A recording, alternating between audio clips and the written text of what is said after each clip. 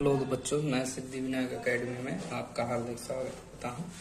Time बर्बाद ना करते हुए आज हम श्रृंखला को आगे बढ़ाते हैं। 18 से 22 तक के क्वेश्चन देखते हैं। चलिए बेटा देखते हैं। दो क्रमागत विषम संख्याओं के वर्गों का योग 394, उन संख्याओं का योग क्या होगा? बेटा इसको हम लोग ऐसे लगा सकते हैं, x+x+2 का होल स्क्वायर इक्वल टू 394, लेकिन इतना टाइम नहीं होता है कि इतना हम लोग कर सकें। तो डायरेक्ट हम लोग ऑप्शन उठा के देखते हैं। जैसे ऑप्शन को हमने दो क्रमागत हैं, तो सबसे पहले दो हटा लेते हैं। जैसे मुझे पता है, इसको करके देख लेते हैं। दो हटा लेते हैं तो ये 13 हो जाएगा।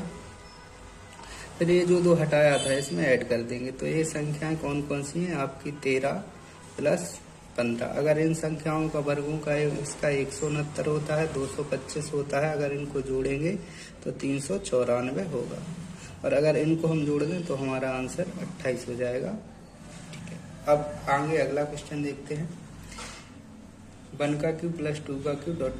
10 का क्यूब, इन संख्याओं का योग कैसे ज्ञात करेंगे? इसके लिए एक फॉर्मूला अप्लाई करना होता है, n × n+1/2 का होल स्क्वायर।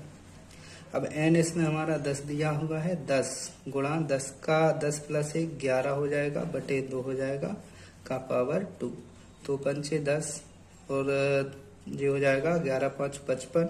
तो 55 का अगर बेटा हम लोग स्क्वायर कर देंगे तो ये आ जाएगा 30 × 25। नेक्स्ट क्वेश्चन देखेंगे। 5 का क्यूब, 6 का क्यूब ... 10 का क्यूब। अगर हम देखें बेटा, 1 से अगर 10 तक होता तो ये हमारा 30 × 25 होता है। 1 का क्यूब ... 10 का क्यूब अगर ये होता तो इनका योग 30 × 25 होता। तो हम करेंगे क्या कि 1 से लेकर 4 तक का क्यूब हम लोग हटा देंगे।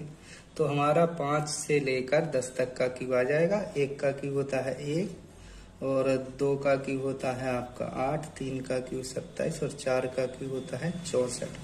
अगर इन सब को हम लोग ऐड करें तो 100 हो जाएगा, और अगर हम लोग 100 इसमें से माइनस कर दें तो ये 5, 2 और यहाँ 29, ये इसका करेक्ट आंसर हो जाएगा।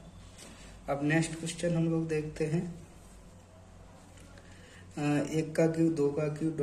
10 का क्यूब, ये हमें 3025 दिया हुआ है। अगर हम यहाँ पर देखें बेटा, अगर 4 से हम लोग डिवाइड कर दें ना, तो ये 4 × 4 = 4, 8 = 32 ... ऐसे ये हो जाएगा 1000। तो पता चलेगा कि ये 1 का क्यूब, 2 का क्यूब, 3 का क्यूब ऐसे दिया हुआ है, जिसमें मल्टीप्लाई हमारा 4 का है। तो डायरेक्ट हम 30 × 25 में 4 का मल्टीप्लाई कर देंगे तो ये हमारा आंसर आ जाएगा 12100, और ये इसका करेक्ट आंसर हो गया।